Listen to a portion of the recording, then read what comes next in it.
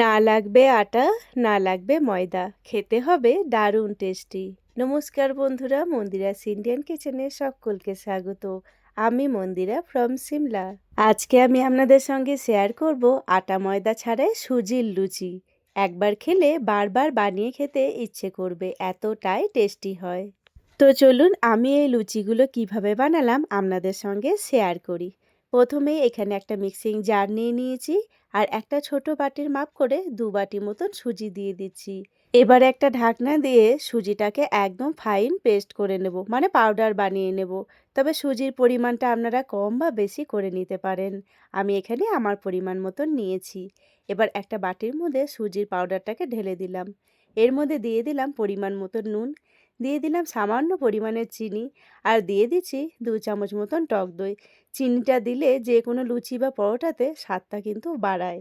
সব কিছুকে দিয়ে খুব ভালো করে মিক্স করে নিচ্ছি। আটা বা ময়দা লুচি তো আপনারা সবসময় খেয়ে থাকেন, তবে এই রকমভাবে একবার সুজির লুচি বাড়িতে বানিয়ে দেখবেন। এত টেস্টি হয় যে একবার বানিয়ে খেলে বারবার খেতে ইচ্ছে করবে। এবার অল্প অল্প করে জল দিয়ে আমি একটা ডো রেডি করে নেব, যেভাবে আমরা লুচি বা পরোটার জন্য ডো রেডি করি। ডোটা আমার এখানে পুরোপুরি রেডি হয়ে গেছে। এবার একটা ঢাকনা দিয়ে আধ ঘন্টার জন্য রেখে দিচ্ছি। আধ ঘন্টা পরে আবারও ফিরে এলাম আর ডোটাকে ভালো করে মেখে নিচ্ছি।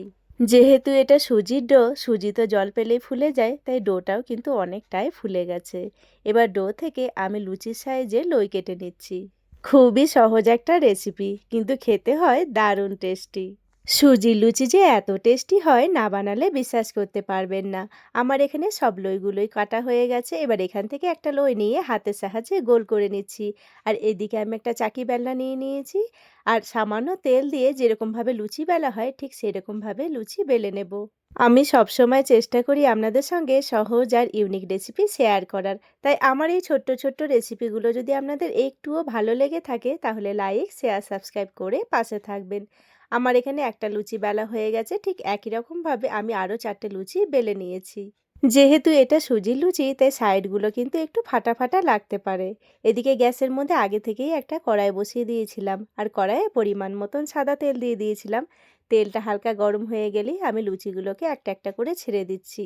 লুচিটা কি সুন্দরভাবে ফুলেছে দেখেছেন? প্রত্যেকটা লুচি কিন্তু খুব সুন্দরভাবে ফুলবে। আমার এখানে একটা লুচি উল্টে পাল্টে ভাজা হয়ে গেছে। এবার একটা প্লেটের মধ্যে তুলে নিলাম।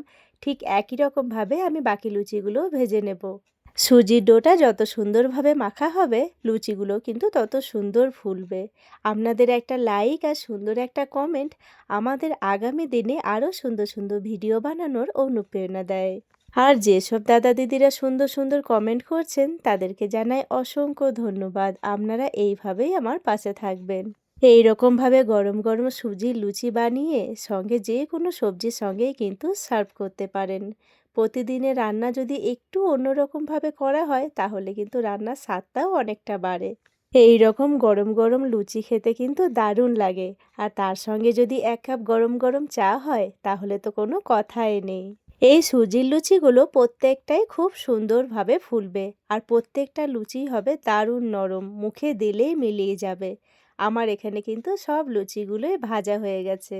প্রতিদিনের একঘেয়েমি আটা বা ময়দার লুচি না বানিয়ে মাঝে মাঝে যদি এরকমভাবে সুজির লুচি বানানো যায় তাহলে কিন্তু মন্দ হয় না। আপনারা এই লুচিগুলো যে কোনো পছন্দের সবজির সঙ্গেই কিন্তু সার্ভ করতে পারেন।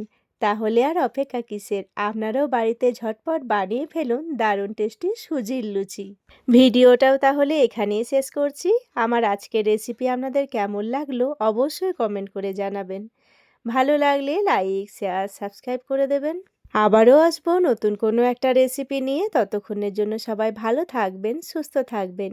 এতক্ষণ পর্যন্ত আমার সঙ্গে থাকার জন্য সকলকে জানাই অসংখ্য ধন্যবাদ।